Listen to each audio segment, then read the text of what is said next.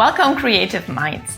Get ready to transport yourself back to the colorful and groovy era of the 70s, where posters, album covers, and advertisements were bursting with vibrant colors and captivating designs. Hi, I'm Jutta Schneider, a teacher, illustrator, and designer based in Germany. And in this class, I share my secrets on how to create 3 different 70s text effects using Procreate.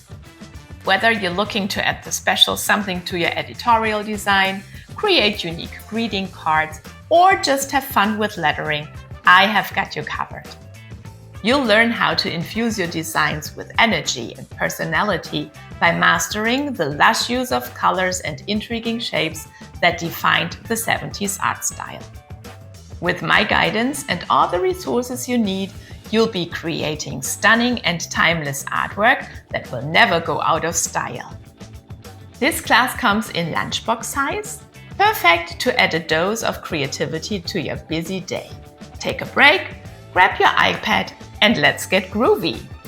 Plus, don't forget to participate in my Spring Drawing Challenge over on Instagram, where you can showcase your new skills. So are you ready to unleash your creativity and step back in time to the 70s?